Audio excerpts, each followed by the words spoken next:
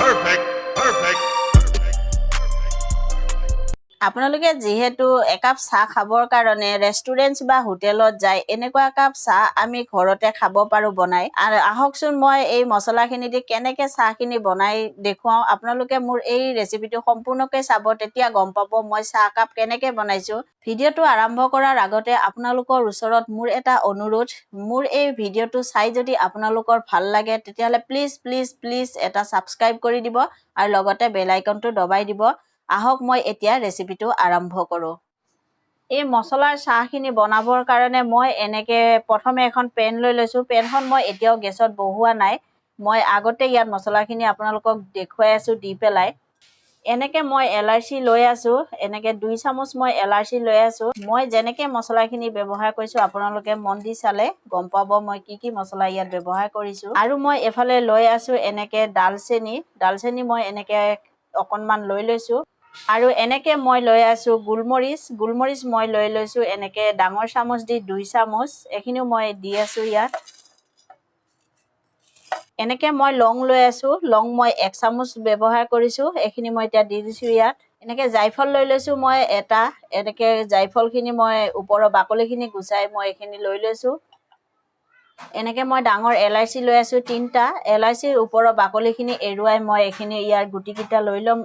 উলিয়াই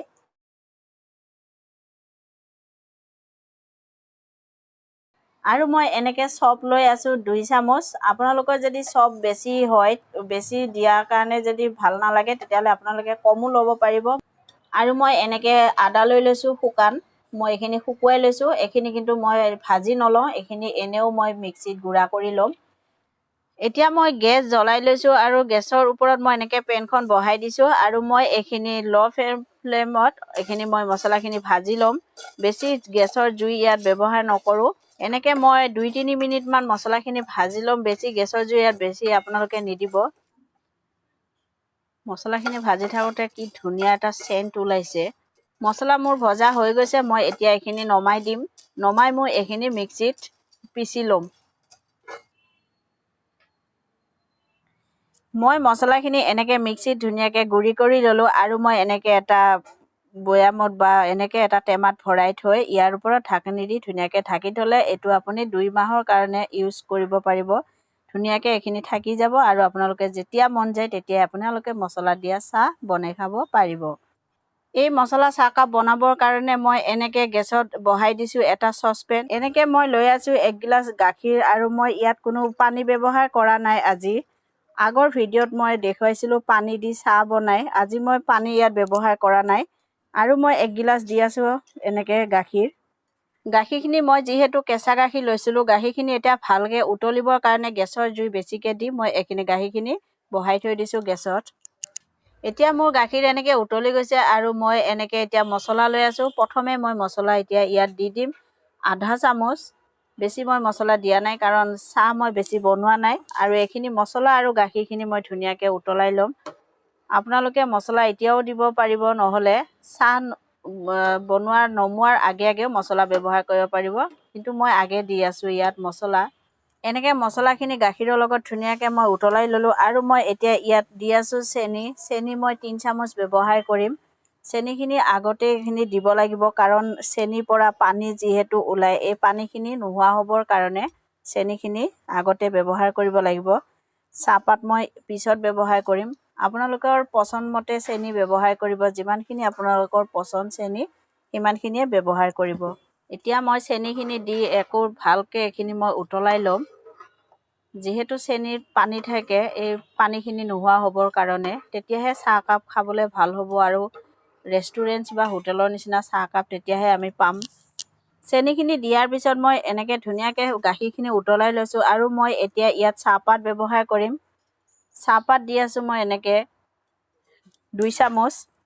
আপোনালোকে চাহপাত আপোনালোকৰ নিজৰ ওপৰত নিৰ্ভৰ কৰিব আপোনালোকৰ চাহপাতটো কেনেকুৱা লয়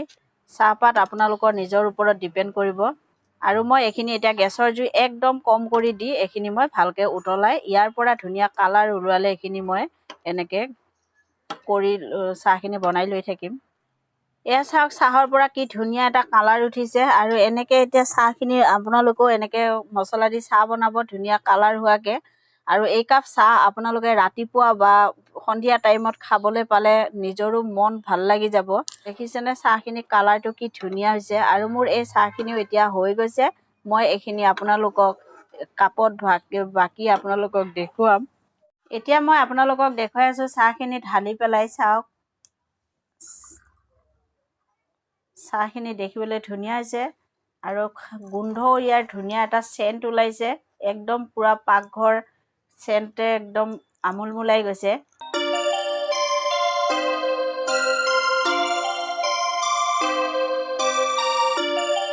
এনেকৈ মই চাহখিনি ধুনীয়াকৈ আপোনালোকক ঢালি দেখুৱালোঁ গিলাচত। আৰু চাওক চাহৰ কালাৰো দেখিবলৈ ধুনীয়া হৈছে। আৰু এনেকুৱা একাপ চাহ আপোনালোকে যিহেতু ৰেষ্টুৰেণ্টছত যায় খাবৰ কাৰণে, কিয়নো এনেকৈ আপোনালোকে ঘৰতেও বনাই খাব পাৰিব। একদম হোটেলৰ নিচিনা লাগিব চাহকাপ খাবলৈ। আৰু আপোনালোকে পইচা খৰচ কৰিব দৰকাৰ নাই। এনেকৈ ঘৰতে আপোনালোকে মছলা দি চাহ বনাই খাব আৰু খাই খুব ভাল পাব। আৰু মোৰ এই চাহকাপ দেখিতো একদম পুৰা খাওঁ খাওঁ লাগিছে। মই ৰখিব পৰা নাই, যিহেতু মই চাহ কাৰণে মই বহুত পাগল। মই চাহখিনি খালোঁ, খুব ভাল লাগিছে। চাহখিনি একদম খুব ভাল হৈছে। এনেকৈ আপোনালোকেও ঘৰত বনাই খাব আৰু খায়ো খুব ভাল পাব। আলহী আহিলেও এনেকৈ চাহ বনাই আপোনালোকে দিব আৰু খুব ভাল পাব চাহখিনি খাই। মোৰ এই চাহৰ ৰেচিপিটো যদি আপোনালোকৰ ভাল লাগে তেতিয়াহ'লে প্লিজ এটা ছাবস্ক্ৰাইব কৰি দিব। আৰু মোৰ এই ৰেচিপিটো আপোনালোকে বেছিকৈ সকলোৰে লগত শ্বেয়াৰ কৰিব আৰু লগতে এটা লাইক কৰি দিব। আজিলৈ ধন্যবাদ।